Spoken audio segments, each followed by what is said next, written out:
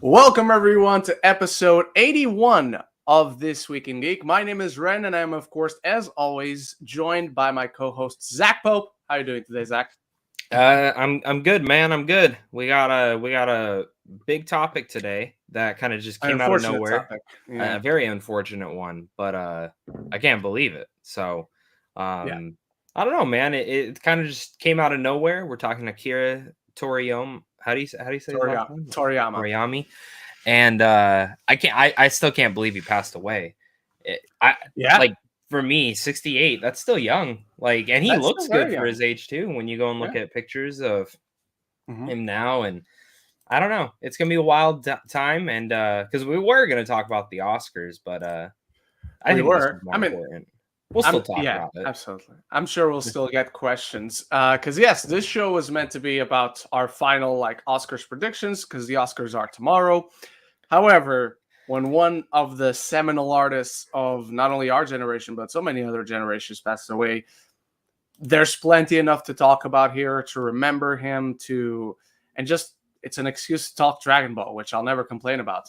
But before we get to our main topic, in case you're new to this show, thank you for finding us, however you're finding us, whether it's live, whether it's on the replay, whether you're finding us on your favorite podcast app, on your jog, on your commute, while you're at the gym. Thank you so much for listening.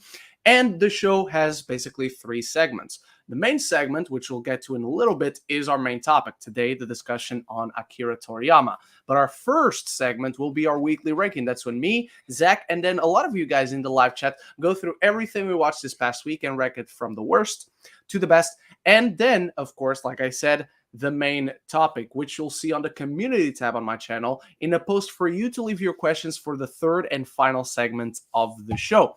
Now, we can't guarantee we'll get to all those questions in the community tab, but if you want to guarantee we do get to your question and get to your question instantly, we will accept tip links or super chats in the live chat, and we always appreciate whenever you guys support us. All right. So with that out of the way, let's get into our weekly ranking. And I watched 4 things this week. None of them I loved. Actually, I liked one of them. That's it. No, actually, I liked 2 of them. I really liked one of them. I just haven't logged in my letterbox. That's why I was blanking on it. But in last place, I don't remember if I ranked this last week, but it doesn't seem like I have. But in last place is Megamind versus the Doom Syndicate, which I don't think it's as terrible a sequel as everyone is saying. It's not one of the worst movies of the year, but it's not good by any means. It's not funny. It's not witty. It's not charming. As much as the original Megamind felt ahead of its time, this feels so much more behind its time. So it's not worth your time. Do not waste your time with Megamind versus Doom Syndicate. It's tragic. On top of that, and I think this could be controversial, is Robot Dreams the what do we want to say, outlier for the best animated picture nominations on the Oscars. I finally got to watch this one, and I did not like it. I love the visuals of it. I love the simple style, the simple look. But all this is about a dog who fucking just abandons his friend. Nice. And then yeah, a dog. They made the dog the bad guy. So fuck this movie. On top of that, I'm going to have the new Amazon Prime video original, which came out on Thursday, starring Zac Efron and John Cena. So 2 wrestling buddies, if you want to talk about that. Ricky Stenicki, the new Peter Farrelly film. I don't think it's like the rock bottom of comedy, but I don't think the movie was as funny as it could have been. Seeing its ideas, seeing its messages, seeing the dynamics between the actors, I just wanted to have laughed more. I had a good enough time. I enjoy myself watching it. I don't regret it, but it's not something that I remember at all. Like 20 minutes after watching it, I forgot really what were the jokes, what were the punchlines, what were like the big setups for comedy, and it's just missing that spark for me. On top of that, I'm going to have, I finally watched it, Zach, Lisa Frankenstein.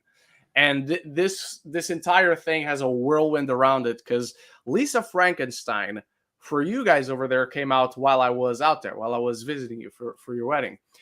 And while we were before the wedding, Sean Chandler, who you also invited, he actually asked me, "Hey, I'm going to be watching Lisa Frankenstein before heading to the wedding. Do you want to join me?" Just didn't work out. It's totally cool. Sean understood. I didn't mind not going.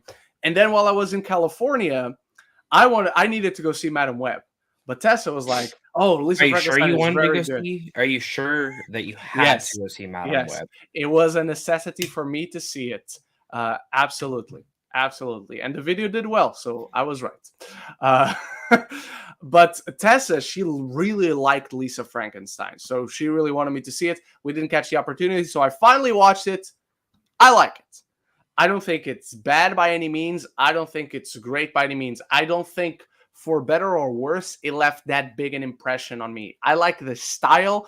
I like the macabre sense of humor, but I felt the entire film was held back from having that gusto into being really wacky, really dark.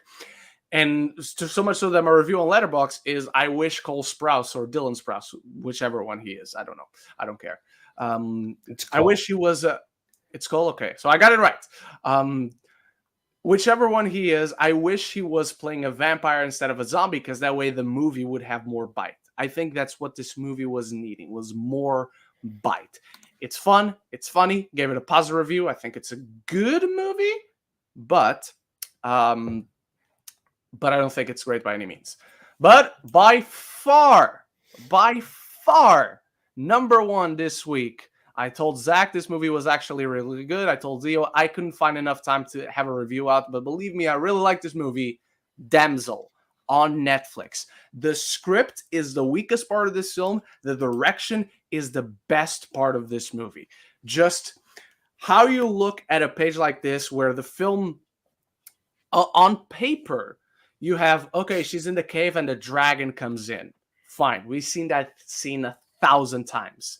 Look at the spectacle they make about the dragon coming in, and with the birds burning and then the worms. And there's such great world building in this movie. The direction is so good. There's some really nice edge to it, where there's a lot more gore than I expected. It's not practical gore, so it's not the best thing we can get, but I really enjoyed what they had to offer. The film, at its weakest, feels like it can't compromise between a script that is very family friendly. It's not kiddie, but it's very family friendly, and a director coming off of 28 weeks later that has this horror edge to himself.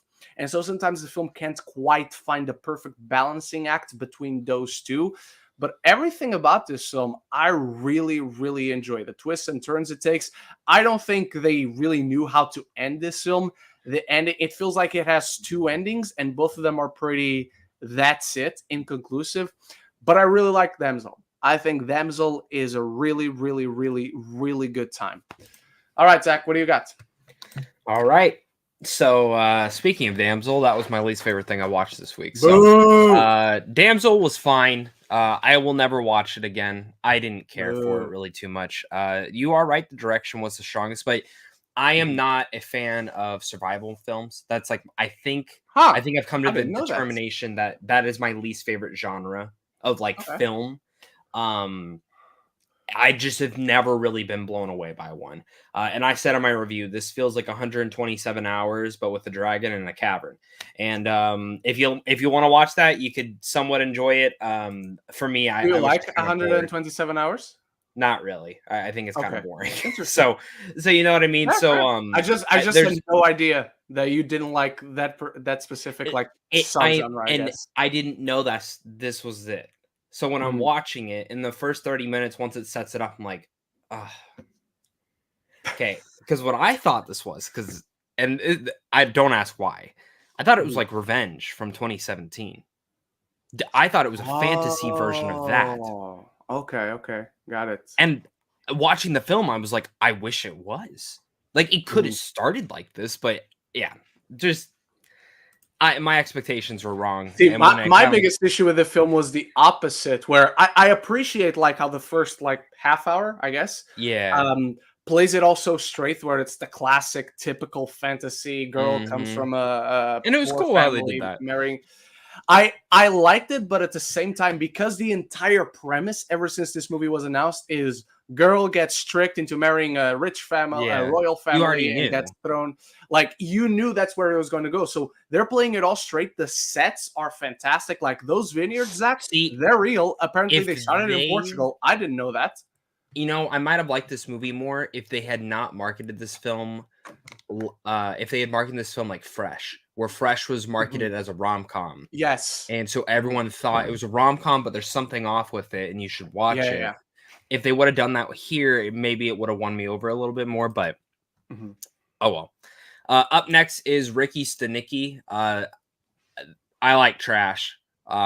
This is trash, and I quoted Forky. I like because trash.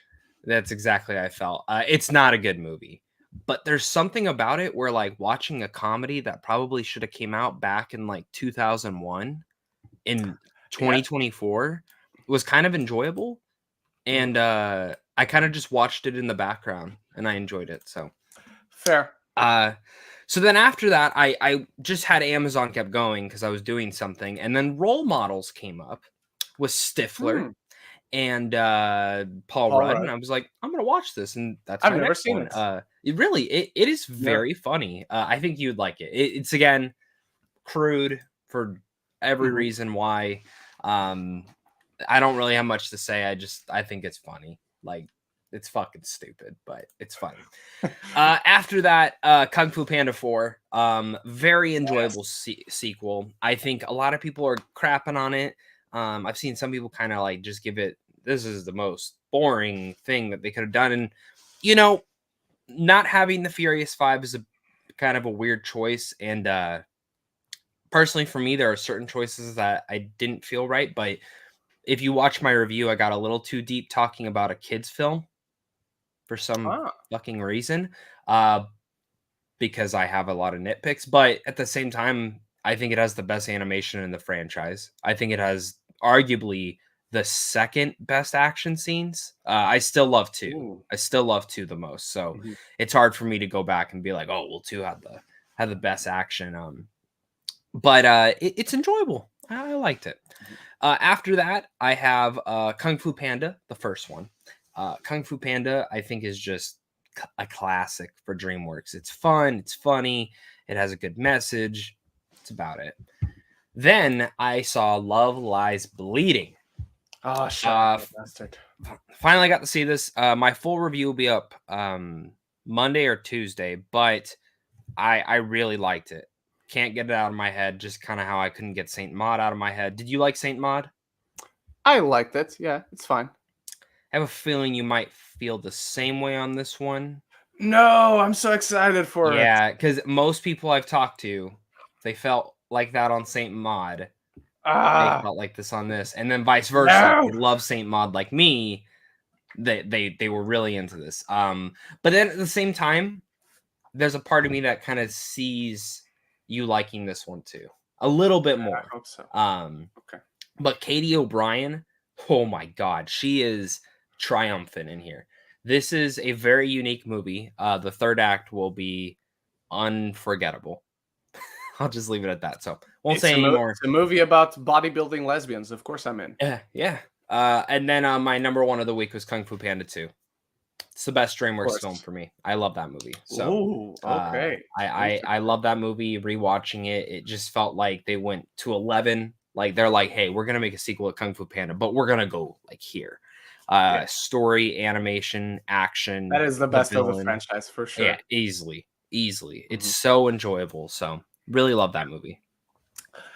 All right, everyone. Let's highlight some of your weekly rankings, starting with Eric Thorpe, and I need to zoom in on this because I can't see such small letters. Number 1, Slow Horses. Number 2, American Fiction. Number 3, Archangel, which I'm not familiar with. Number 4, The Zone of Interest. Number 5, Justice League Unlimited. Number 6, X-Men 92. Do we have anything else? Yes, we do. Number 7, Justice League Crisis on Infinite Earths Part 1. It belongs anywhere lower than Spider-Man the Animated Series, which is at number 8, and then Iron Man the Animated Series at number 9, which also belongs above Justice League Crisis on Infinite Earths.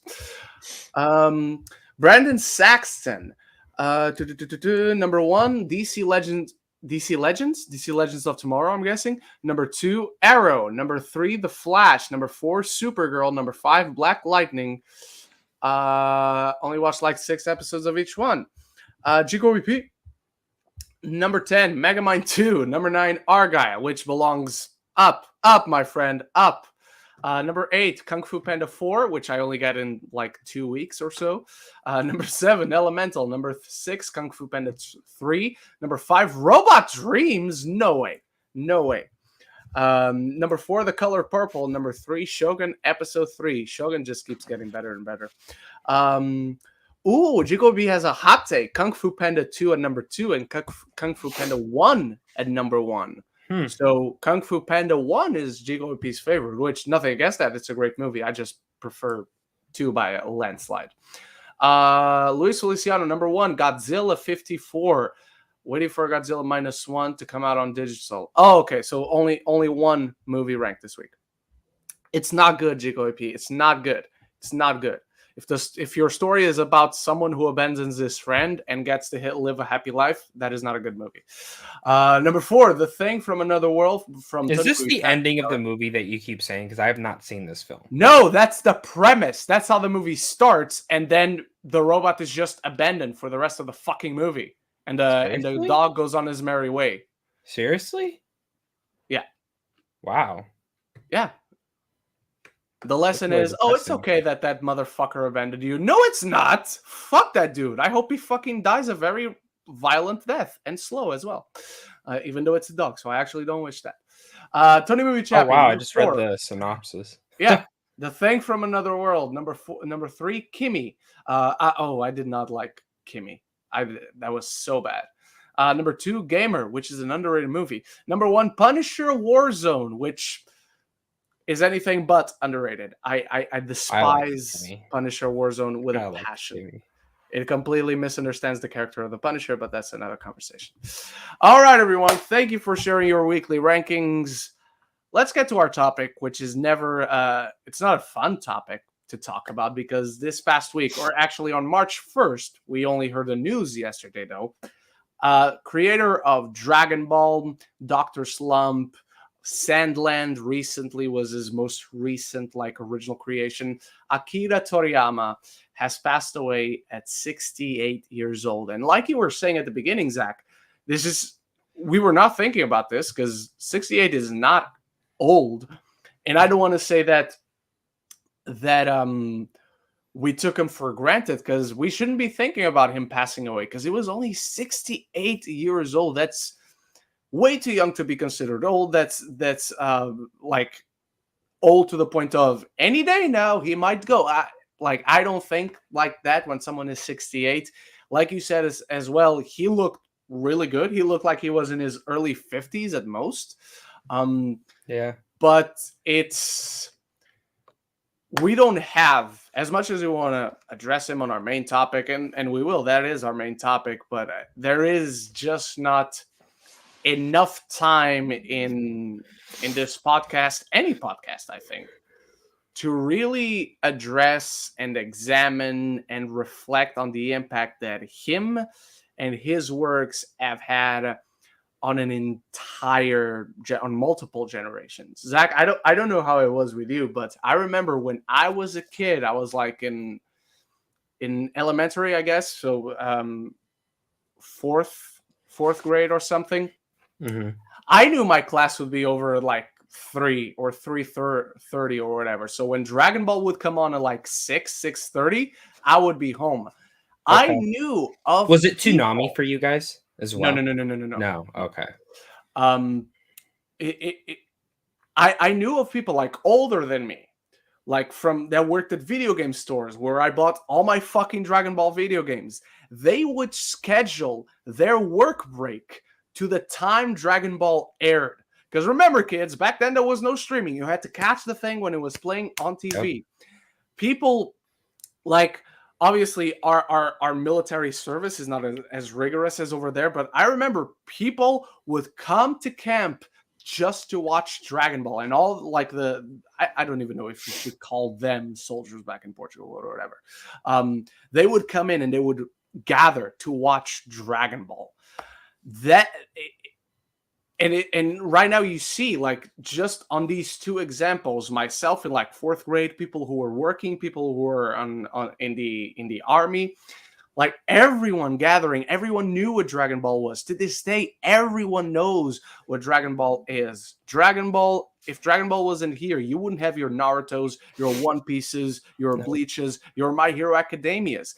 The influence Dragon Ball had on the world, on culture, the way you see Akira Toriyama being mourned in Mexico, being celebrated by football teams, being paid tribute by entire television channels who are just playing Dragon Ball right now in tribute to him.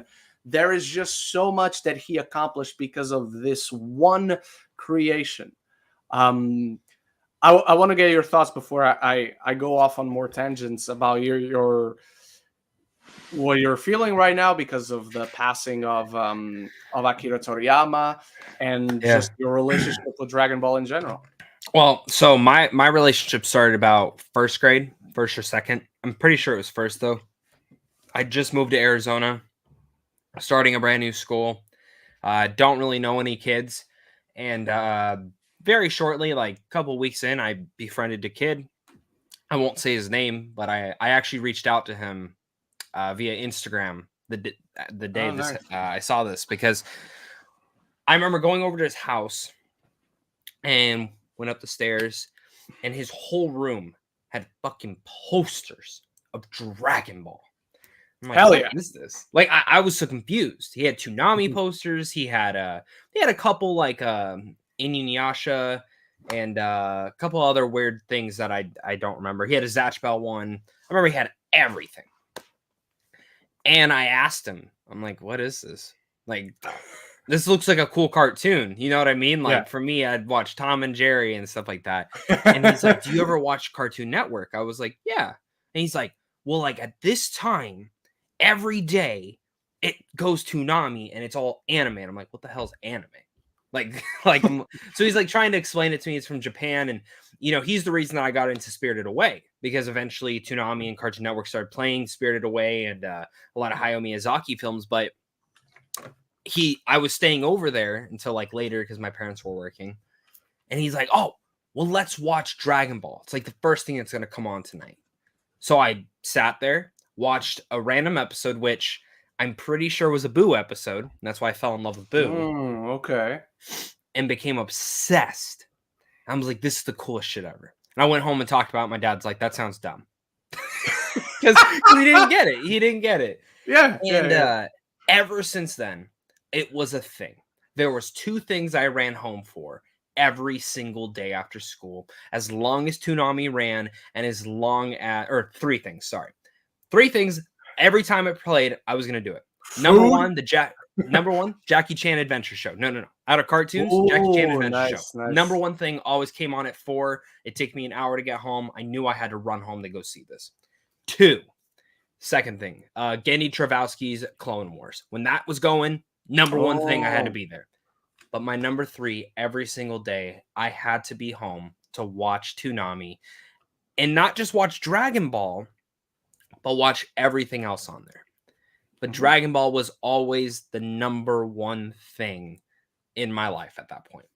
Until Naruto, until I saw the Rock Lee versus Gaara battle. Then that kind of changed my perspective. But without Dragon Ball, there's a chance we would never have had all these other animes and mangas that 100% we wouldn't have. Seeing all these creators praise him, you can see how influential he was. Not saying that he was the first, but he changed the medium for a certain degree of what you could do. And 100%. I'm very excited. I'm a little bit more excited to see that new show that's coming out when they make him kids again.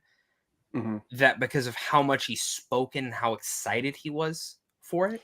Because it's going to be the last thing Dragon Ball that he created. Yeah.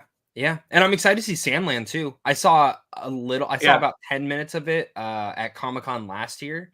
Oh, okay. And it looks cool. It looks cool. Okay. I was interested right away. I got to play the game a little bit, the new game coming out with it. It was fun, but it had that Dragon Ball flair.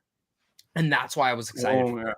So I love his style. Dragon Ball Z, Dragon Ball are my favorite things that he's crafted.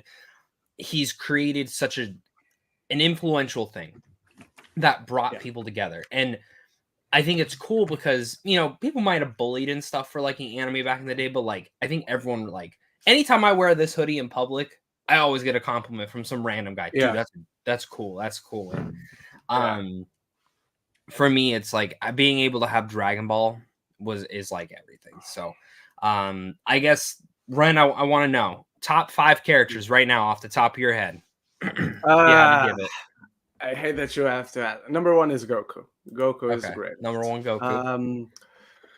Goku. Gotta go Vegeta. Vegeta, okay. Gohan. I might flip Gohan and Vegeta around, but right now I'm happy. Goku, Vegeta, Gohan.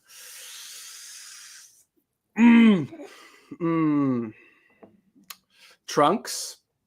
Okay. I gotta have Trunks in there. Future Trunks specifically. Yeah. Future Trunks. I'm just a little annoyed they haven't used them in a while. Yeah. I mean, they used them in Super, but it's a different Future Trunks because it's an alternative future, so it's not even the same guy. Anyway, I'm gonna put. I was thinking Cell, but then I remember that Broly is canon now. Yeah. And even if we're not counting canon characters, you got Tapion from the best Dragon Ball movie.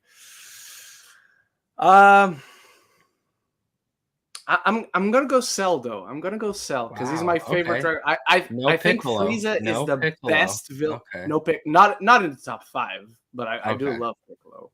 But yeah, I'm gonna go Cell. Frieza is the best villain. I think he has the best like arc. But Cell is my favorite villain, just because the Cell saga is my favorite saga. All right, your turn. I love that. So my number 1, it used to be Trunks back in the day. It used to be Trunks, but then like they kind of stopped using him. So my number 1's Vegeta. I love Vegeta. I think you're gonna hate my ranking. It's so random. My number 2 is Gohan because I loved Gohan growing up. 3 is Boo. I'm just obsessed with that fucking pink ass. Which one? The baby one, the smallest, tiniest version Kid Boo. of him. I just love that version. Android 17. I love Android. Okay. I love Android. And you haven't seen Super. I wonder. No. I wonder how much more he would love him if you had seen Super. Oh, is Android? Which one's the girl? Is Android 17 not the girl? She's 18. 18. Sorry, 18. Oh, is 18 still big in Super or no? Because I love 18. She's there. Oh, okay. But 17's better in Super. I liked her in Z. So the thing is, 18 doesn't do like anything. Like she's not the main character at any point, but she's there throughout the whole show. Okay. 17 only shows up in the last arc, but he plays a big fucking role in the last arc. Okay. And then my last one, it's tied between. Did I say Trunks yet or no? Yeah, I didn't say Trunks. That was your number 1. No, I did. I said Trunks number 1. Really? Yeah. No, Vegeta, Gohan. Vegeta, Gohan. Trunks, Vegeta, Gohan, 18. Okay. No, I said Boo. I didn't say Trunks yet. Oh, you said yeah, true. So my 5th is tied with Goku and Trunks. Goku because he's the main character, but Trunks for me is like, I don't know, he's a fucking sword. Like Future Trunks is just like, it's just fucking awesome. Like, sorry, but and then you are right. Cell is awesome. Cell is awesome. I love Cell. Frieza sucks. Frieza is the most overrated villain. I do not like Frieza. I think he's so annoying. Watch Dragon Ball Super, man. Watch Dragon Ball Super.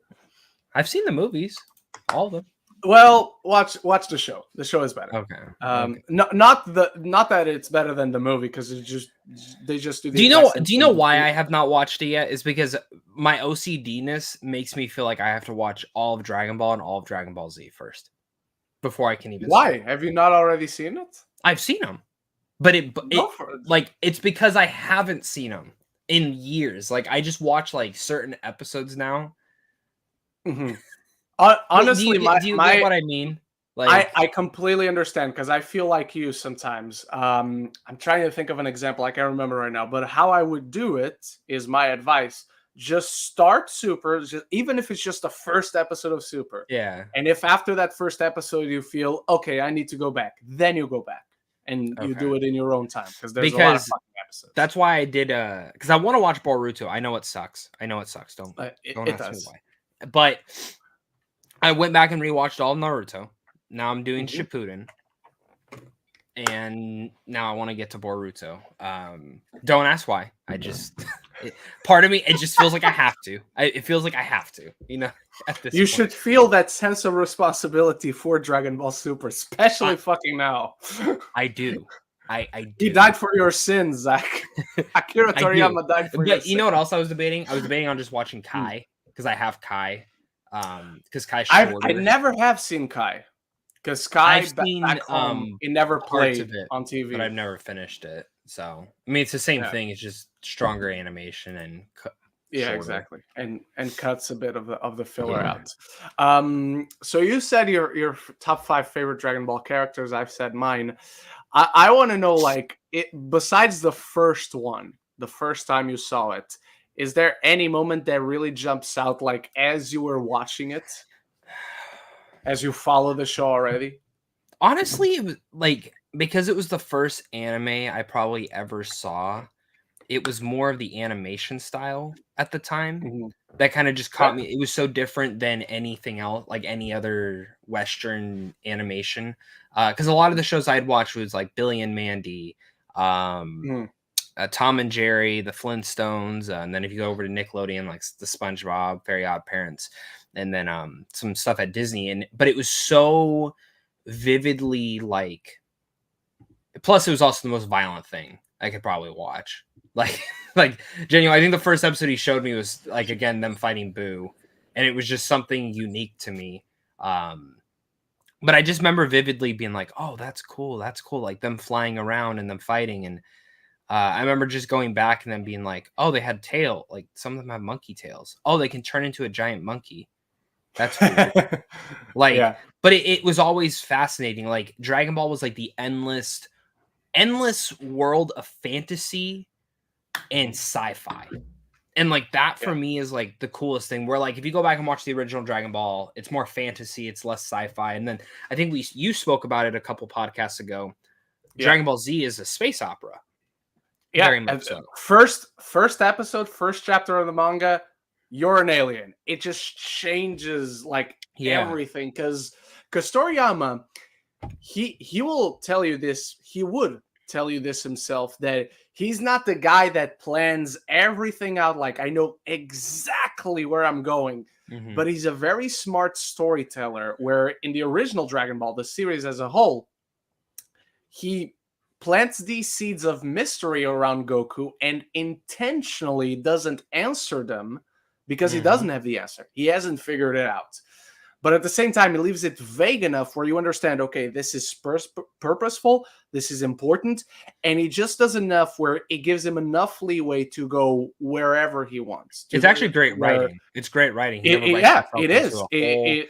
It's a different method. Like, this method doesn't work for everyone. It shouldn't work for everyone. And that includes audiences, us watching it, but for himself, to not write himself into a corner, to leave these things open to him, like intentionally knowing, I'm coming back to this. I just don't have the answer yet.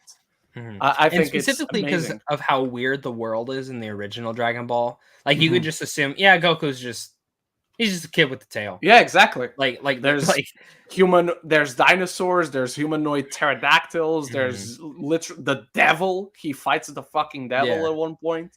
And that's what I love, is it was always so unique and wild. Like out of any of the animes, I think the only closest thing growing up that I had watched that was close to how weird Dragon Ball could be was One Piece. One Piece had a fucking talking deer that got all big and angry at times. Like that's my thing. Where like you watch Naruto and you're like, oh yeah, this is ninjas. Yeah, this is ninjas, assassins, exactly. and they can use all these weird things. But like Dragon Ball never was afraid to like androids. androids, a From the talking piece of future. gum, There's time travel now. a bug that Yeah, gets but really there's pissed.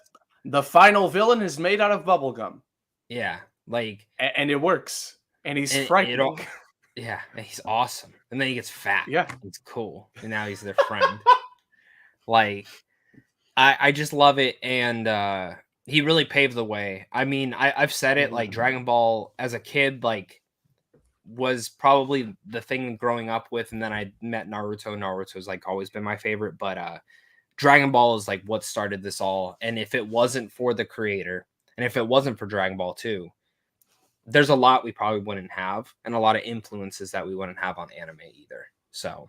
Yeah, 100%. And I would argue to this day, it has influenced beyond anime to the point where people now have more of an awareness. Like, my parents know what Dragon Ball is. Like, they can just very basically, but they can describe what Dragon Ball is. And I think it's so fascinating that these stories are so important to us, that they've lasted for as long as they've lasted. And this was something that Akira Toriyama originally, he promised himself he was only going to be a mangaka. He's only going to be an artist until he has enough money to like be good. And when he first presented his Dragon Ball idea to publishers, they rejected him, which only kicked his stubbornness into high gear and made him go fucking wild. So not only is it a great story of perseverance, but if they hadn't rejected him at first, Dragon Ball would probably not be as crazy, as wacky, as silly, as grandiose, as spectacular as it ended up being, with the hairs and the transformations and the lore. And I think not only is Dragon Ball incredible, the story behind Dragon Ball is incredible. So, Zach, before you move on to questions, first, if you want to leave any last words in tribute to Akira Toriyama, and let's pitch Dragon Ball to maybe people who haven't seen it. What would you say like Dragon Ball is about, and why its message has lasted for so long? Both are tough. I don't really know what final words to say other than I love it and thank you. I can't wait to show future generations and one of my favorite things is my cousin's kid. I've shown him it. He didn't really understand it, but How old was he? Sticks in his mind. Or now he's 8, but I showed him when he was 3. Okay. Okay. I showed him probably 3, 4. That's early. Because at one point he's like, Star Wars is boring, and then he went home and started watching it. After I showed him it, he told me it was boring, and then tells his dad he wants to watch it a week later. Reverse psychology. I took that. So I imagine the same thing here. So, and then in terms of people who've never watched Dragon Ball, how do I pitch it? I would pitch it in like a funny way, I guess. A bunch of buff ass people fighting the shit out of each other for no fucking reason to save the planet. But it's awesome and it's wild, it's weird, and it's like if you like sci-fi and kung fu, like, and you've never watched Dragon Ball, you're I don't know where the fuck you've been your entire life. So yeah, that's where I'm gonna put it. What about you? Like you, I just want to say thank you, because in the world we live today, very much like Oppenheimer, I'm not joking, like there is a world before Dragon Ball, there is a world after Dragon Ball, and I'm very glad I've never been a part of the world before Dragon Ball. I think it's a fantastic story. I think it's uplifting. I think it's inspiring. That's why it has connected with so many people. It has instilled values in so many of us, like so many other stories have done for not only us, but many other people that have not gotten into Dragon Ball. But it has instilled important values in us to this day, and that's why we go back. That's why you haven't watched Dragon Ball in such a long time, but you still talk about it passionately. Yeah. You still remember all the things that are so important. If I was to pitch Dragon Ball, it's that ultimately it's a story about how the biggest strength one can have is selflessness. And you see that not only in Goku, but you see that in Vegeta. Vegeta is always pursuing I need to be the best. I need to be the best. I am superior. I am strongest. And he never finds that satisfaction. Goku is training. He is fighting for himself so he can protect the ones around him. And I think that's fantastic. Particularly Dragon Ball Z. That's not, I wouldn't say that's the story of the first Dragon Ball, but that's the story of Dragon Ball Z. So Akira Toriyama sensei, thank you so much. We will remember you forever. And I just want to go watch more Dragon Ball now. All right, everyone. With that down, let's get into your questions. Zach, do you want to get us started? Yeah, I can get us started. So let me refresh, go if you for don't it. mind, real fast, just so I have the latest one.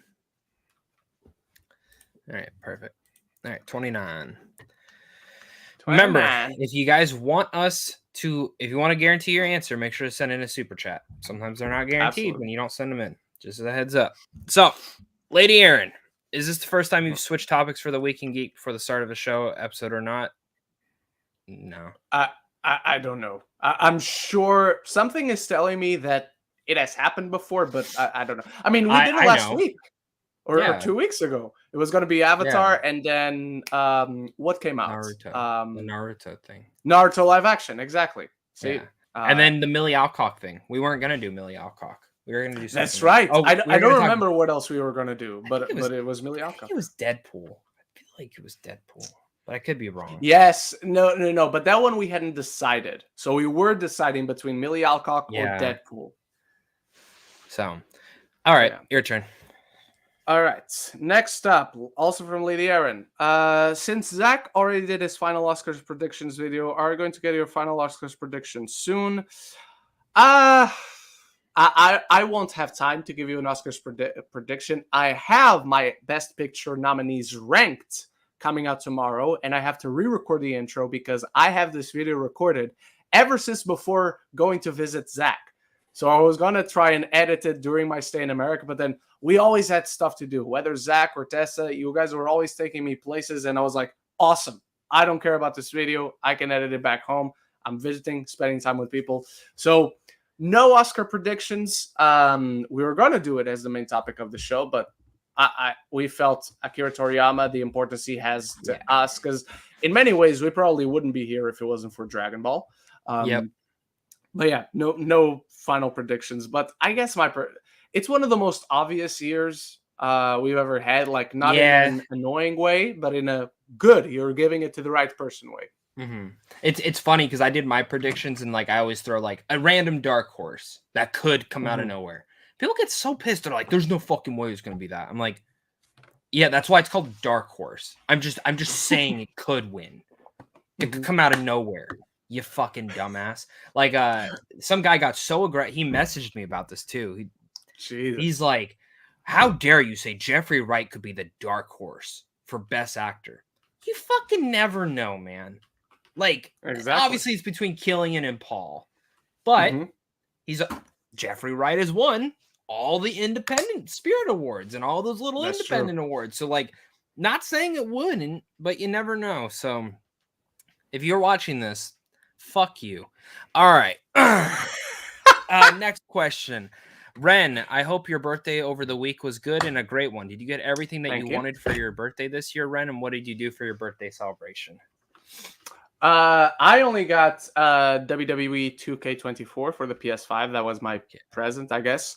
On the day, I went to the theater. I went to watch Macbeth. I was in the first row, and who was playing Macbeth, you ask? It was none other than Ralph Fiennes. So he was like this distance from me. And like how where was the camera is right now? It was really, really, really good because it's contemporary, so it's modern day. As in, they're not like knights or anything. They're like soldiers in a war, but then they speak in the original Shakespearean. That's cool. So, and I was caught off guard. I was like, oh okay. I need to sharpen my earring because I wasn't prepared for the doth thou come here, blah, blah, blah. So yeah. But it was very good. It's very, very good. At one point, he pointed a big fucking machete to me because I was in the first row. So yeah. Lady Aaron, thoughts on Dune Part 2 already surpassing the first Dune at domestic box office? Thoughts on Dune Part 2 doing incredibly well? As for your first question, it's not surprising because the first Dune released day and date with theaters and HBO Max. Thoughts on it doing incredibly well, as it deserves. We're getting to 1 billion. It's going to be $1 billion Dune, baby. Zach? Billion, I hope. I don't really have much. I'm just like, cool. Like, guess what? The first one would have made a lot more money if it wasn't on HBO Max. So yeah, true. Exactly. All right. What's next? Ren, Zach, what have been some of your favorite TV shows that you've been watching recently that you absolutely love? I did a review for it. I recommend The Brother Sun to you all. If you haven't watched The Brother Sun yet, I blame you for its cancellation. Even though the just story like was I blame stole, you for Dark Crystals and Daredevil season 3, because I didn't watch Daredevil season 3. Why are you giving me the thumbs up? I'm just scratching my arm. So The Brother Sun is excellent. Have you seen One Day? Also on Netflix? No, Cynthia wants to start it. I heard it's really good. It's incredible. It might be the best television show of the year. And Solo Leveling. Solo Leveling is an anime, and it's really fucking good so far. New episode comes out today or tomorrow, so I can't wait to watch it. But Solo Leveling is fantastic. Nice. What do you got? I love that. The Ted series is fucking phenomenal. I have rewatched that thing like 3 times. It is so fucking funny. But in terms of other shows, I'm just rewatching Shameless right now. And then new shows, I have reviews for all of them. You could watch them. So go watch One Day. Tell Cynthia I want you to watch One Day. I will tell her. Oh, you know, Invincible season 2 comes out. The back half comes out soon. I just reviewed that. This week. Yeah. And like Shogun. I need to watch Shogun. 1 episode away. But I'm waiting till it's done. I'm waiting till it's done, and then I'll finish it. All right, Lady Aaron, thoughts on the new Inside Out 2 trailer that we got? I watched it. I couldn't resist, and I loved it. I think it's such a fantastic trailer. And at first, I was afraid because the first 30 seconds of that trailer. I have not seen this, by the way. I have not seen this trailer. I'm gonna give you the plot because that's what the trailer gives us without spoiling anything like imagery or anything like that. So at first, as the new emotions start coming in, and it's like the old ones we already know, like, hey, calm down, we run this show, all that. I thought it was gonna be it's another adventure of Joy learning to understand the importance of this emotion that she doesn't really get why they're here, being anxiety and all the other ones. But then it takes a turn, and they're literally bottled up by the new emotions. So the whole plot of this film is about suppressed emotions as embarrassment, anxiety, envy, and ennui. I think that's how you pronounce it. Annoy. I thought it was. Is it annoy? No, I think it's ennui because it's French. Because they also got a French actress, ennui, or boredom, I guess. And it's about them taking control while they suppress the emotions. Zach, don't watch the trailer, but please go watch the joke at the end after the tag, because it's so good. So are they bottled up the whole movie? Does it seem like they're bottled up? No. They go on this adventure where they have to make it back to the but it's all of them this time. Yeah. It's joy, sadness, anger, fear, and disgust. All of them. And at the end, there's a joke where they're in front of this massive abyss. And they're like, holy shit. They don't say holy shit, obviously, but they're like, oh, what is this? Oh, it's the sarcasm. Sarcasm. and they're asking these two builders on the other side. And they're like, what is this? That's the sarcasm. Oh, I'm so glad we had these guys to help us out. And then the echo from the sarcasm comes out oh, I'm so glad we had you guys to help us out. It's such a good Pixar joke. I really, really love it. So I didn't see the trailer. I didn't want to. Fair. Pixar's my favorite movie studio. I try not to watch any of their stuff just because their movies are so short. I noticed that a lot of the time their whole film is shown.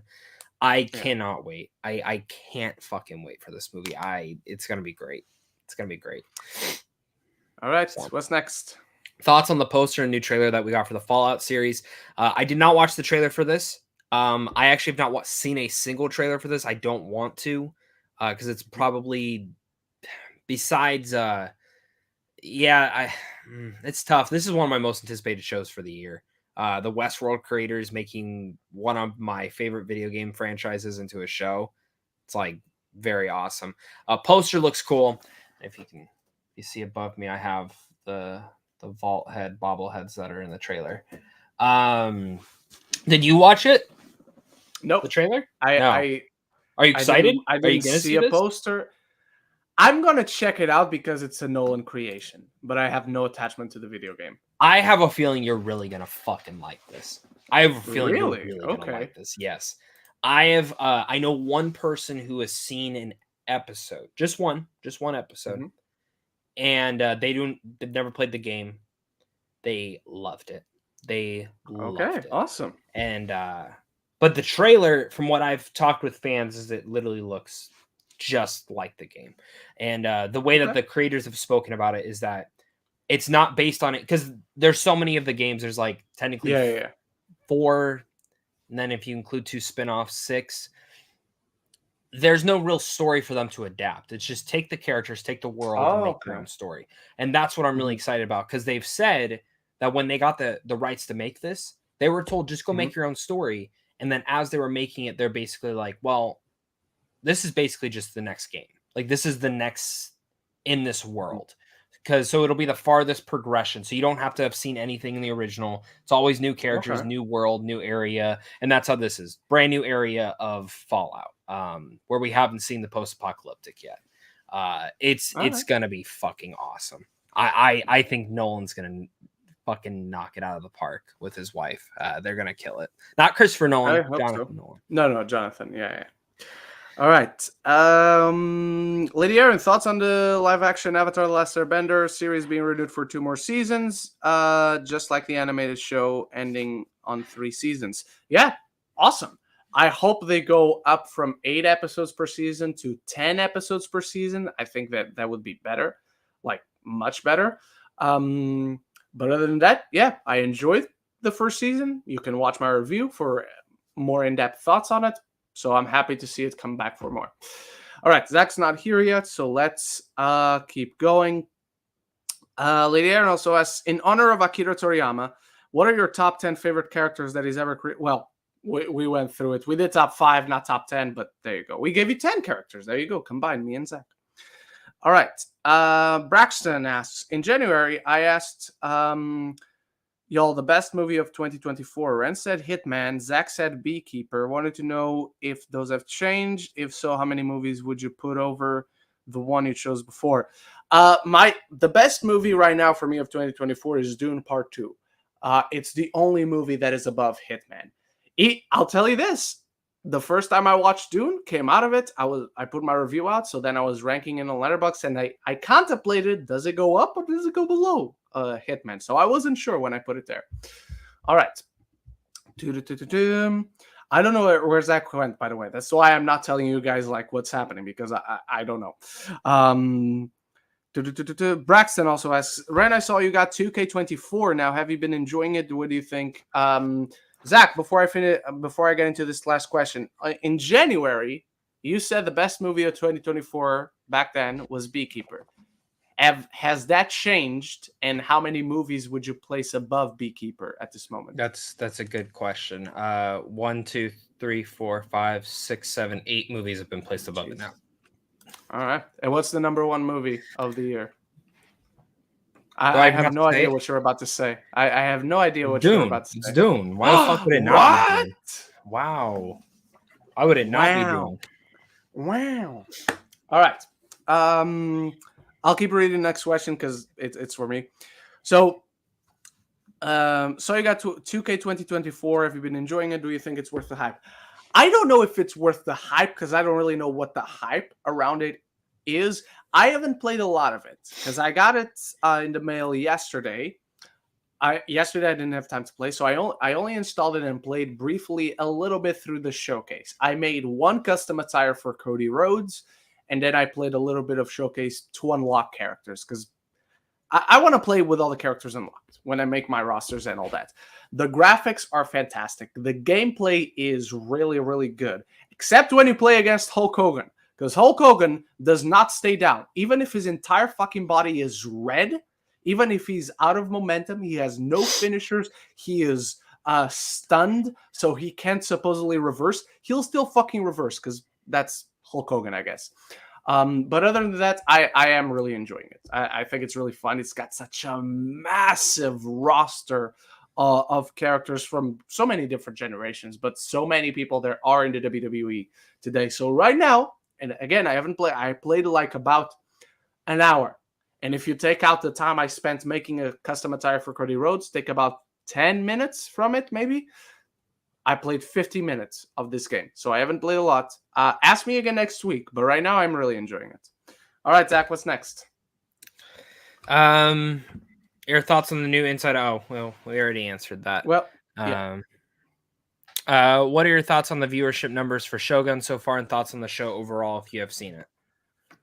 I'm not paying attention to viewership numbers. That's usually not something I comment on. I have like any particular expertise on. I've heard that they keep going up. So awesome. That's amazing because it is a great show.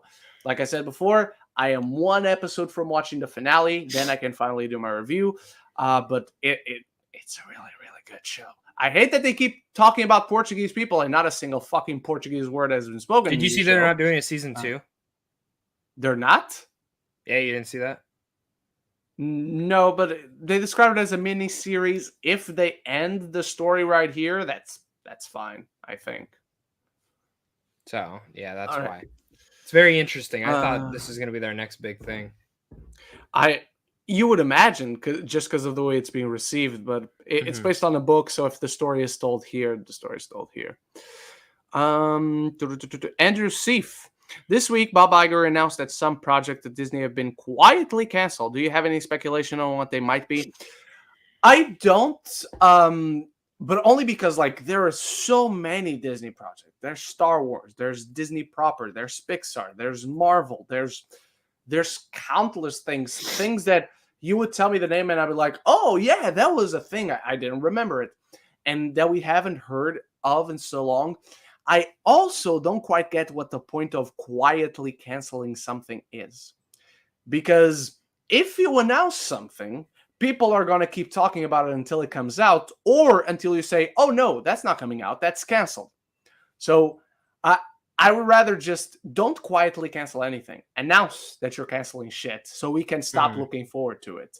But I have no particular speculation as to what it might be, honestly. Like, complete blank. Zach? It's probably a lot of stuff that never was even announced, honestly. Yeah, that would probably make sense. It was probably more pre-production stuff or things that were rumored, like if you want to go Marvel Vision, or not West, but like there was rumors that a Wiccan series, like spinoff, was going to happen after Agatha. Probably canceled. You can imagine that a lot of those rumored series that like had never been announced were probably canceled or put on the back burner. Like they're just like, we're gonna wait. All right, what's next? Next is, what are your thoughts on the comments Zack Snyder made comparing the streaming numbers for Rebel Moon to Barbie, saying that Rebel Moon's viewership was higher and that would make over $1 billion if it was theatrical released. So I haven't actually seen the full interview. I do want to watch it. But just on the context of it, I don't know what he's smoking, but again, that's with me not watching the actual interview, not watching or reading the entire quote. That's just the headline that he said and everyone ran wild with. So I can't personally answer it without seeing the entire thing. But if he did really truly mean that, Zach, I love you, but you got to calm the hell down. That's not true. Do you have any thoughts on that? I didn't see the full interview. I watched the segment where he was talking about that. And I will tell you right now, it's important to establish, I love Zack Snyder. He directed the best Superman movie there is out there, and it's not even close in any regard. So I'm a big Zack Snyder fan. I don't like 2 of his movies. Everything else I either really like or love. Zack is a very market-savvy guy. He understands these things better than so many of us because he is in the industry. And I think he understands enough of how nebulous Netflix is with their numbers and what numbers count for views and how many views equate to how many, all that established. And I think Zach is speaking with a market savvy mind, a market savvy perspective, saying that Rebel Moon has made more money than Barbie is the biggest piece of bullshit I have heard in a while. Yeah. Like it's extremely funny to me when he says that with a serious face, because he believes it, and he's using that nebulousness, I guess is the word, about the numbers and what counts and what doesn't count, all that. He's using that to shift the perspective. That's not the right perspective. That is not correct, but it's something that he can use, and he's being smart. He's being disingenuous, but he's being smart about how he puts it out there. All right, what's next? What are your thoughts on the Accountant 2 officially being announced that it will stream exclusively on Amazon Prime Video? And what are your thoughts on Anna Kendrick not coming back? Let me say this. It was never announced that it's streaming yet. It was never announced that. It just said that it's being made at Prime and MGM. Ben Affleck took the rights quietly from Warner Brothers over to them to get the film made because it was stuck in development hell over there. So it's not, I'm sure that's the logical expectation is that it will. But if you look, Air it's probably was in theaters. Air. My guess is it'll get the same treatment as Air did. It'll go in theaters, but it won't like be a big thing. It's just because you got to remember Ben Affleck, he has his new production company with Matt Damon. I guarantee the Accountant 2 is getting produced through that shit. Well, they are going theatrical, even though their next film is with Netflix. That's not going theatrical ever. Yeah. So, nah, but your thoughts? I'm excited. I don't care about Anna Kendrick. Give me John Bernthal and Ben Affleck, and I'm good. That's all I cared about. That's what I was more excited for. I'm just finally happy that it's coming. It's about fucking time. It's been 8 years. Happy that everyone's returning. I'm gonna be honest. As much as I like The Accountant, as much as I do remember liking Anna Kendrick in it, I don't really remember where her character ends up. So she's not high on my priority list on things that The Accountant 2, if you're going to do a sequel, you need like these ingredients. Anna Kendrick wouldn't be there, honestly. Ben Affleck is the essential for me. I would hope that Gavin Hood, is it Gavin Hood who directed the original? I think it's Gavin Hood. Gavin O. Knight, something like that. It's even Gavin Hood, because it's the same guy who then directed him in The Way Back. Gavin O'Connor. Gavin O'Connor. There it is. Yeah. Exactly. All right. What's next? Andrew C., if you guys had a magic wand that can guarantee 4 Oscar wins from absolutely happening, what would they be? So are you saying we are keeping these wins from happening? No, keeping them from, like, that they will happen. Okay, so they will happen. Nolan for the director is number 1. Let's see. I'm gonna chaos this shit. I'm gonna chaos this shit just because I'm angry it didn't get a director nomination. I'm gonna go with Barbie for best original screenplay. So there you go. That's one I want to see. It probably is my favorite script. Poor Things is there. Poor Things is a great script. Oppenheimer is a great script. Anyway, so Nolan for director, Barbie for adapted screenplay.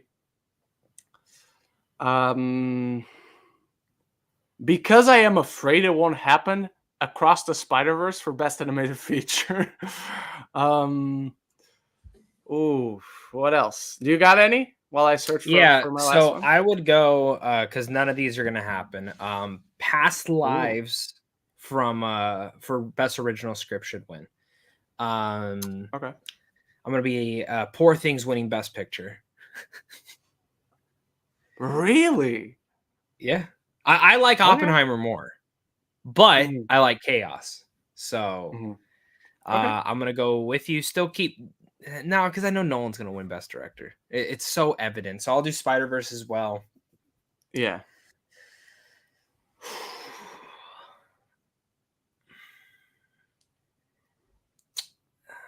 Can I I just know my say, last like, one. since I I got have a my last magic wand, can I just say Zac Efron winning Best Actor? It's very limited magic, Zach. That's what you gotta understand. It's very It's limited very magic. limited. Okay. You can only cast a spell the night of the Oscars with the people there Okay. are there. So Zac Okay. Efron's not gonna be there, so you can't cast a spell on him. Okay. You know what? For script, I'll go. Yeah, I already did a script one though. I don't know. I don't fucking know. Everything else is too obvious. My last one, I'm gonna go with "I'm Just Ken" for best song. It's not gonna win. It's gonna be the second. Like I'm sure it's the second that got the most votes. But Are you staying up to what watch was I the made for? Oscars? Yeah, I don't work. Well, I work the next day, but my shift starts at 5 p.m. So Okay. all right. Next up, it's your turn. So you have to choose 3 of these upcoming movies to watch and other 3 to be deleted forever. Which one would you choose? Dune, Messiah, Spider-Man, Avatar, The Batman Part 2, Christopher Nolan's next film, or Damien Chazelle's next movie? You are an evil man, sir. Well, yeah. Look, I'm Honestly. sorry, Zach. I know it's going to be more No, I difficult know. to No, you, I know. but to me, I can already eliminate Avatar 3. Yeah. That's No, I not know. even. This is actually really tough. It is. I need to see Dune Messiah. I need to see Dune Messiah. But you also have to see Spider-Man because the way Across ended. I know, but I can pick 3. Relax. I have 2 more choices. Dune Messiah. Spider-Man Beyond the Spider-Verse. Okay, here's the thing. I don't want to live in a world where we don't get the Batman Part 2. However, if we did not get it, at least we got a full story with that Batman. Yeah. It's not like if this question had come before Across the Spider-Verse, maybe I wouldn't have picked Beyond the Spider-Verse because Spider-Verse, I want to see more stories there. But if it ended Into the Spider-Verse, that's it. So, sorry, the Batman Part 2. And sorry to Christopher Nolan. Because if you were to never make a movie ever again, if his final movie is fucking Oppenheimer, what an incredible fucking final movie that is.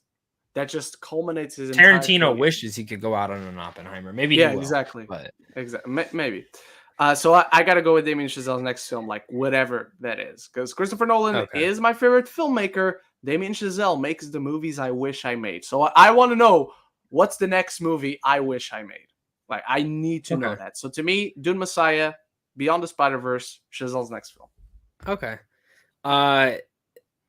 If Damien Chazelle never made another movie after Babylon, I would be okay. If Christopher Nolan never made a movie after Oppenheimer, I would be okay. So now I have 4 to choose from.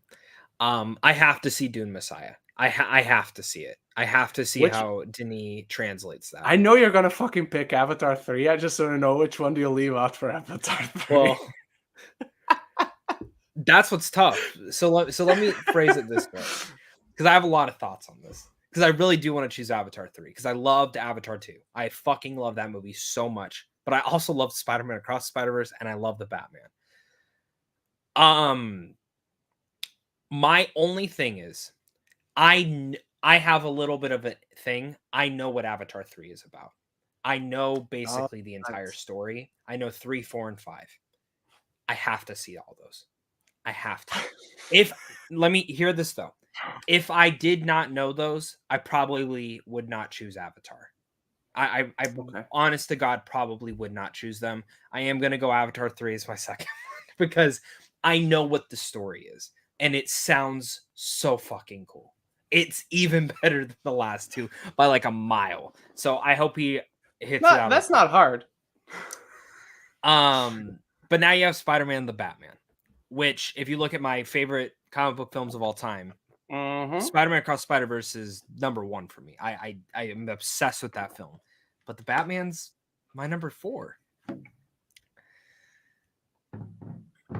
I would probably have to go Spider-Man because it ended on a cliffhanger. If the Batman Part 1 had ended on a cliffhanger, it would be a little bit easier for me to go with that one. But, and maybe part of me is already embracing this, I am still worried that this film will not come out. I'm being honest. I like flat out across the board. I am still nervous that the Batman Part 2 will not come out until I see that they are shooting this fucking movie. I will not believe it's coming out. Not saying I've heard anything or anything like that. It's just the days at Warner Brothers scares the shit out of me. That's true.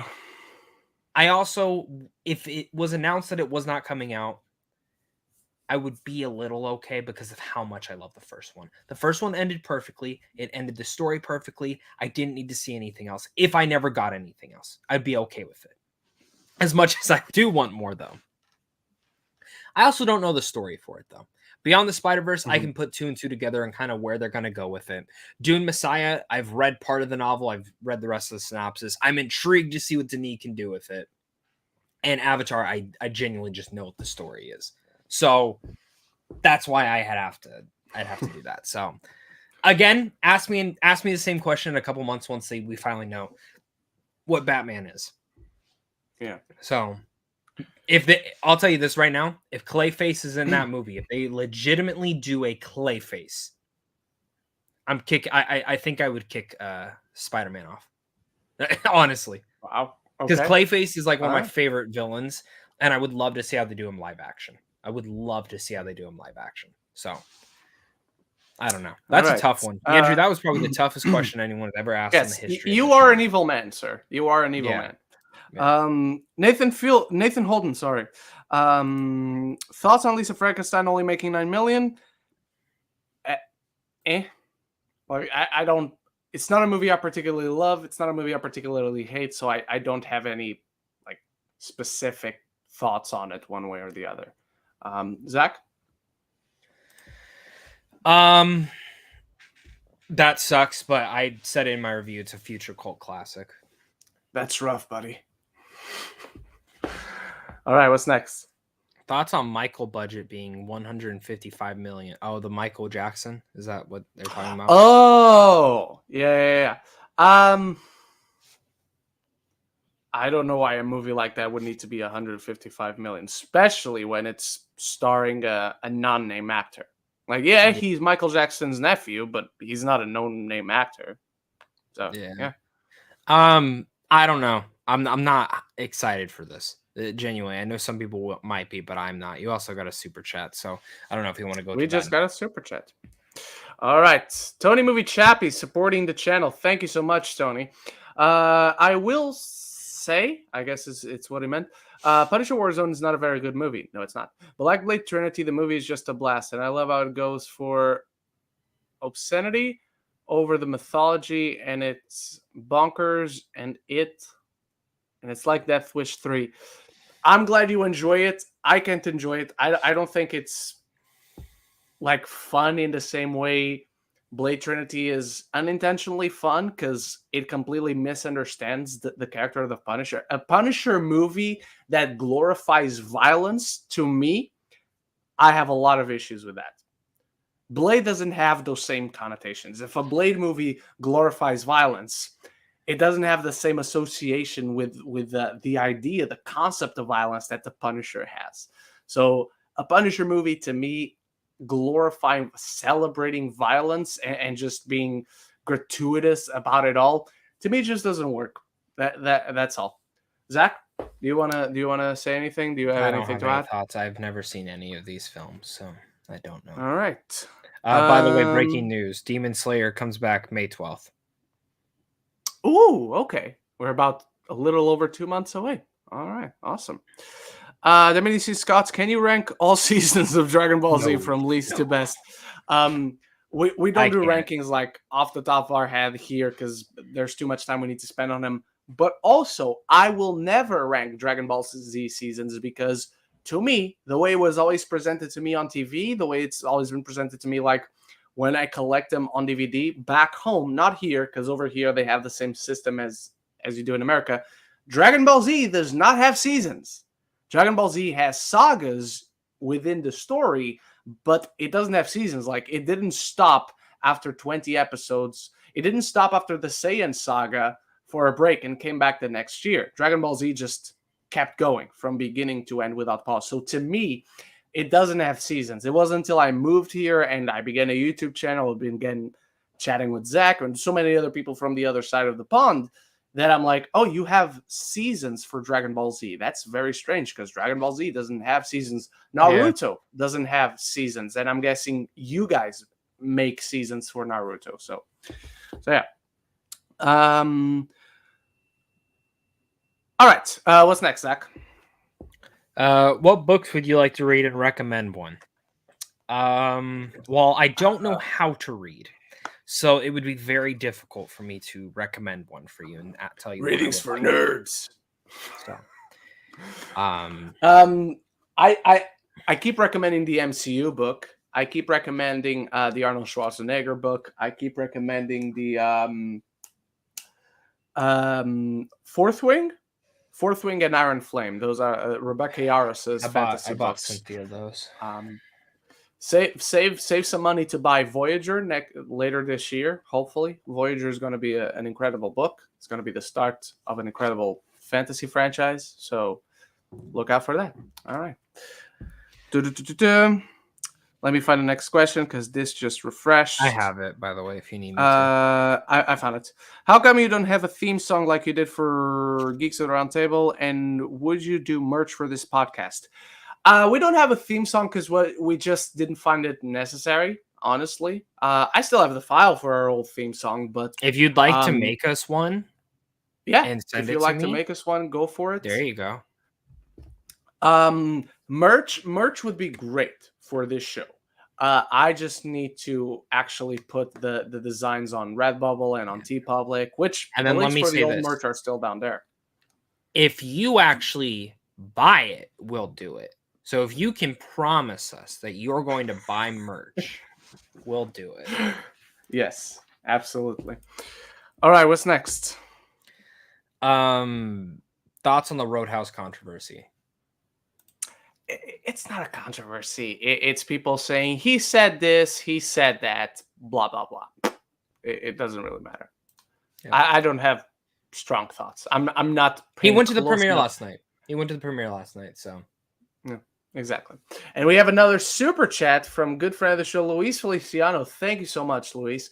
From the new Inside Out trailer, what is your new favorite emotion and why? Mine is ennui / boredom because she's played by. I'm not going to even attempt to pronounce that surname. Adele. And I love her from Blue is the Warmest Color. If you can't say that name, there ain't no fucking way I'm able to say that name. Take a shot at it if you want. No, I'll try during the review. Your entire review is just going to be trying to pronounce that name. It's probably really easy. Like, genuinely, if I heard it, I'd probably be like, oh. I don't know, because she's French. If something in French looks difficult, it is fucking difficult. It's not like English or Portuguese or so many other languages. Oh, this looks difficult. Oh, it actually isn't difficult. French, it is going to be fucking difficult. It's probably anxiety, because it's the one I can relate to the most, though embarrassment is really adorable. I cannot wait to see Paul Walter Hauser. Yeah, exactly. And he's so cute in the trailer, but it's probably anxiety. Yeah, man. And I hate that I'm saying that. Yeah. I hate that I'm saying that. I'm way too familiar with her for too long now. But it's never going away, so might as well get used to it. I love anxiety and envy. I mean, I love them all, to be honest. I love the design of them all from what I saw.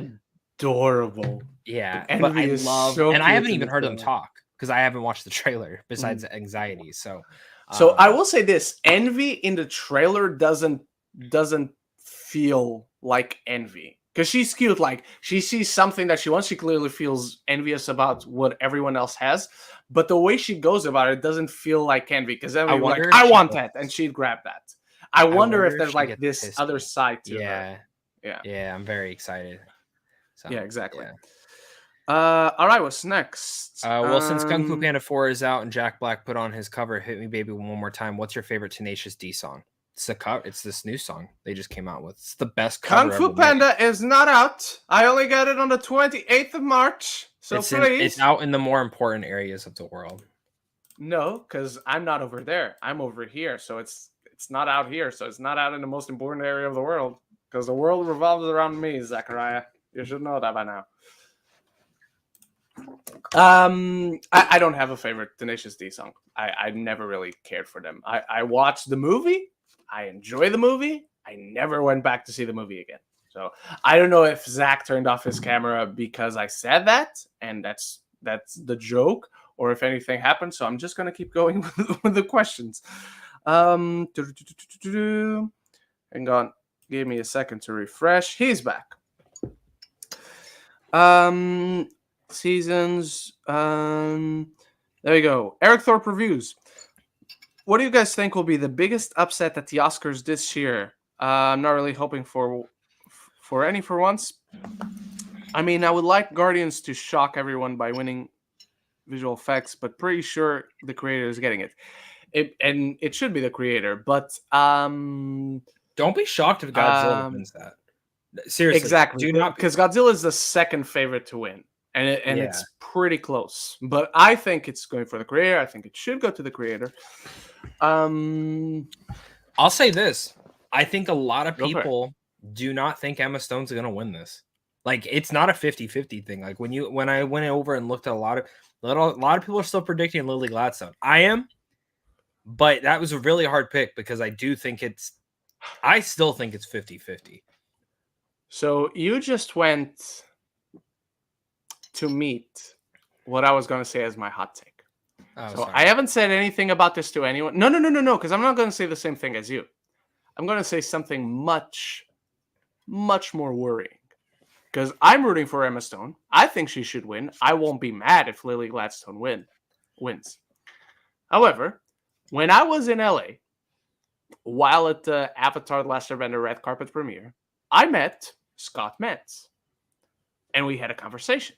He's awesome. He's so fucking nice. He's a wonderful, wonderful person.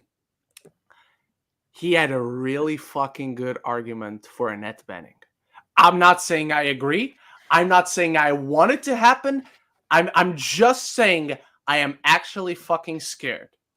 I'm telling you, is it because she's never won?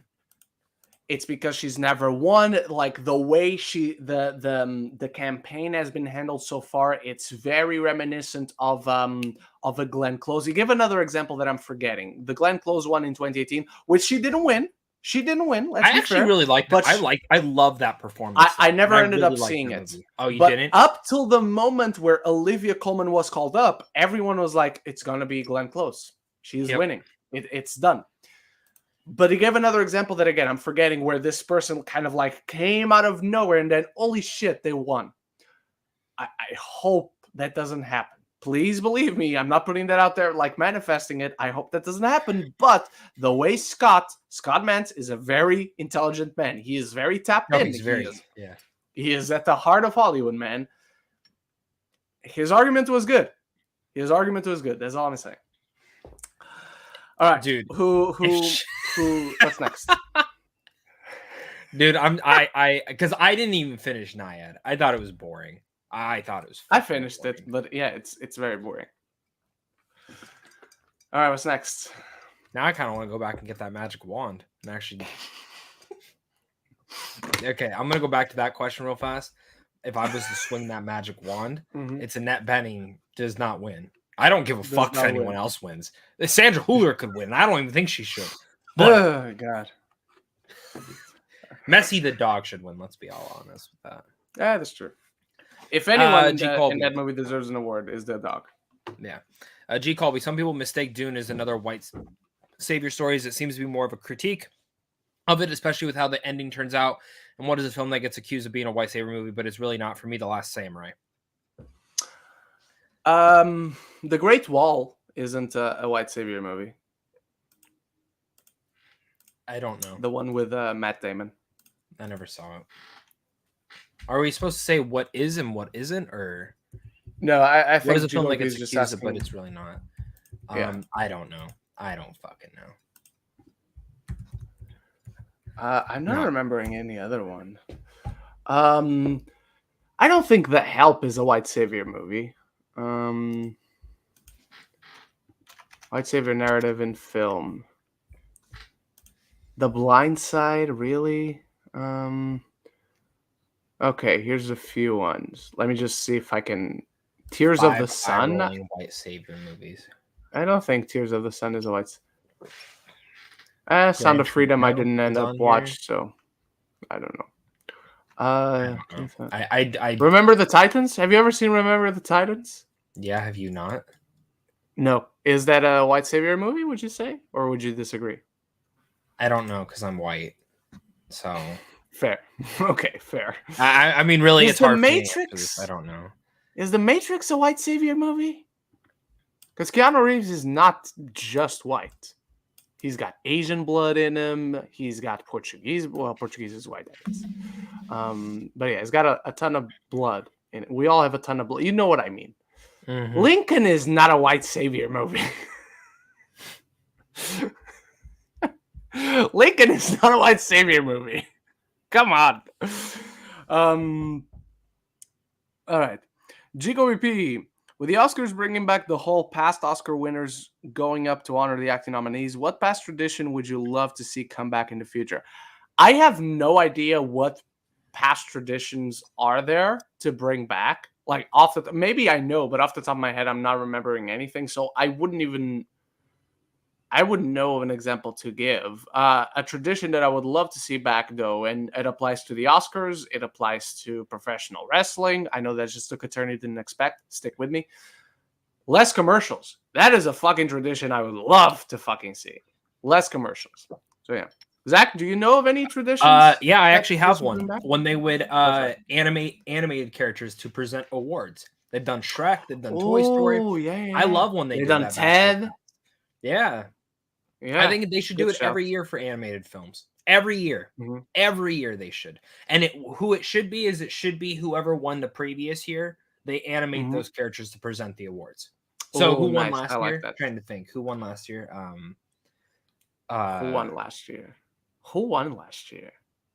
Was it Disney? Fuck? No, it wasn't Disney. It was not Disney. I don't think it was Disney. Oh, I want to remember now. Go for it. I'm looking. Find it out, but don't tell me. Don't tell me.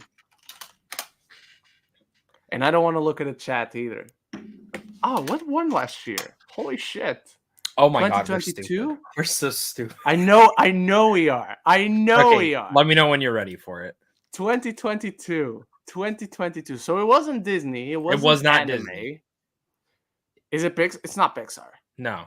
It's nothing. Okay. It's not a big studio. Well, it is a big studio, but it's not like your typical DreamWorks or Pixar or Disney. Shit. What? You want me to grab? I have a Funko Pop. We are dumbasses. I'm sure. And you're going to show me that Funko Pop? Motherfucker, you're right. Pinocchio. Guillermo del Toro's Pinocchio. Of course. God damn it! Yeah, makes sense. But that would have been cool to have Del Toro and him come out. And just a marionette. Just a marionette. Yeah. All right, what's next? Penultimate question. Thoughts on... Oh, is there another one? This is the last one I have. I only have one more. We have two. We have... Well, one of them is not a question, so I guess. Braxton, I never enjoyed anime, but I would like to start DBZ. Just for remembrance, how do I start watching it? Where do I watch it? Do I start the super movies or regular? Regular. You go Dragon Ball Z. You do Dragon Ball Super, and then you do Dragon Ball Super Broly, and then you do Dragon Ball Super Superhero. Stupidest name for a movie ever. Can I actually recommend something different to Braxton? No. Yes, go ahead. Braxton, try and watch Dragon Ball Z Kai first. Oh, instead because of you Dragon say Ball you've Z. never enjoyed anime. First before Dragon Ball. Yes, and the only reason I say that is Ooh. he says he's never enjoyed anime. Okay. I am very worried if he tries to watch Dragon Ball, he's going to think it's the stupidest fucking show in the world. Because I just tried rewatching it, and it is very cheesy. It is very goofy, Okay. And it might not be your cup of tea. Where at least with Kai, you'll get straight into the meat of it. There's not a lot of filler. You can watch the entire show, understand Dragon Ball, better animation, all that stuff. And then if you fucking fall in love with it, then I would say definitely go back and check out Dragon Ball, check out the original Dragon Ball Z, get the same story, just a little bit more context, a little bit more filler. That's how I would recommend it to someone who says that they've never enjoyed anime. If you really want to try, that's what I would say. So, but Ren's, that's the more purest, perfect way to watch it, like genuinely. And I would eventually watch Dragon Ball Z and I would eventually watch Dragon Ball GT because Dragon Ball GT is underrated. I really like Dragon Ball GT. I love the ending of Dragon Ball GT. You like GT? I love the ending. I like GT. I've never finished it. The ending, dude, is so fucking good. The ending of GT is, and there's an epilogue. Here's what I'm going to tell you right now. I trust your judgment. Next time I am at the store, if I see that they are selling Dragon Ball GT, I will buy it. I usually do. I always see it at Walmart. So if I go to Walmart today and they are selling it, I'm going to buy it and I will watch it. Look, but I say eventually watch GT. Don't bother too much with it because GT isn't canon. GT is not. It wasn't written by Akira Toriyama. It had his blessing, but he wasn't involved. But I like GT, and I like GT more than most. He was involved with Super, though, right? He created Super. He wrote the manga. There is a manga for Dragon Ball Super that they need to sure. go back to, by the way, to make a show. So yeah, all right, and it feels right that we end this. We reached the 90-minute mark. We end on a Dragon Ball question. So Crunchyroll is where you watch Dragon Ball. That's where everything is at. Thank you so much, everyone. Hulu as well out here in the United States. Hulu, if you're in the States, go for Hulu. Thank you so much, everyone, for watching, for indulging our conversation on Akira Toriyama, on Dragon Ball. Thank you to Luis Feliciano, to Tuna Movie Chappie for the support today. And tomorrow, Oscars, Best Picture nominees ranked, Oscars live. I might fuck around and live stream myself watching the Oscars. Who knows? I haven't decided. I'm not promising anything, but thank you so much, everyone, for watching. Stay tuned to both our channels for all the new videos coming out. Until next time, next week, love each other and love